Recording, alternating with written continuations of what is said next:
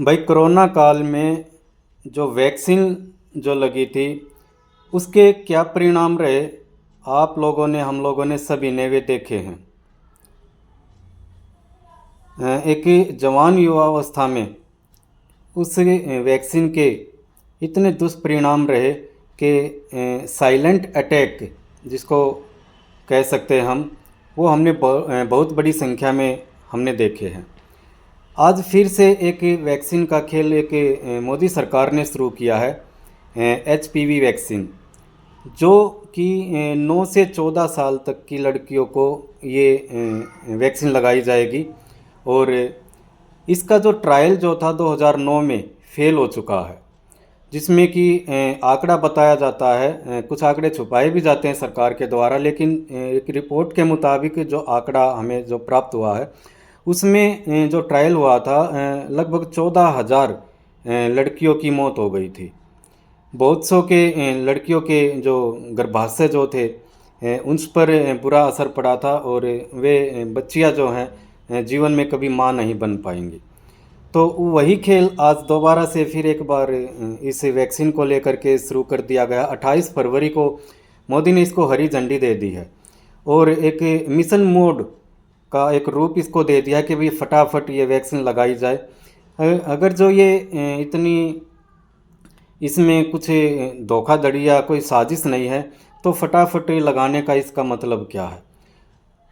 इसका सीधा सा ये है कि माँ बाप को, जनता को ये चीज़ समझने का मौका ही ना मिले कि इसके क्या दुष्परिणाम है या परिणाम है, सकारात्मक है नकारात्मक है, कुछ नहीं है।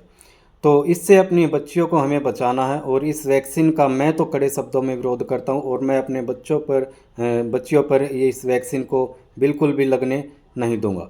स्कूल वालों से भी मेरी एक गुजारिश है कि ज़्यादातर ये टीकाकरण जो 9 से 14 साल की बच्चियों को जो लगाया जाएगा वो स्कूलों में या हॉस्पिटल में लगाया जाएगा। तो स्कूल वालों से खासकर मेरी एक हाथ जोड़ करके विनती है कि ये वैक्सीन लगवाने से पहले लड़कियों के माँ बाप से बात करना वे ज़रूरी समझे, ताकि कोई भी ऐसी घटना घटने पर किसी बच्ची पर उसका बुरा असर पड़ता है तो पेरेंट्स सीधा स्कूल वालों को दोषी ठहराएगा, और उसमें स्कूल वालों की रिस्पॉन्सिबिलिटी होगी, जिम्मेदार स्कूल वाले ही होंगे। तो स्कूल वालों से भी मेरी ये रिक्वेस्ट है कि ऐसी वैक्सीन लगवाने से पहले माँ बाप की परमिशन लेना बहुत ज़रूरी है। तो इस वैक्सीन का आप ज़्यादा से ज़्यादा इससे सर्च कर सकते हो, इसके बारे में आप डिटेल्स ले सकते हो, लेकिन इसका डाटा आपको जहाँ पर भी मिलेगा उसके हो सकता है कि आपको पॉजिटिव पॉइंट मिले, क्योंकि सरकार नेगेटिव थिंकिंग जो होती है, नेगेटिव पॉइंट जो होते हैं उनको छुपा लेती है। तो इसके एक गहन अध्ययन के बाद हमने डॉक्टरों से भी बात की है, काफ़ी हमने अध्ययन किया है, और काफ़ी हमने वीडियो भी हमने इस पर सर्च की हैं। तो इसके दुष्परिणाम ही हैं।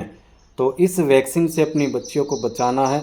इसका सीधा सीधा असर बच्चियों के गर्भाशय पे पड़ता है, और सरकार का सीधा सा एक ये है कि भाई जनसंख्या नियंत्रण की एक ये प्रणाली है कि भाई ये बच्चियाँ जिनको ये टीके लगेंगे, जिनको ये वैक्सीन लगेगी, वे कभी माँ नहीं बन पाएंगी।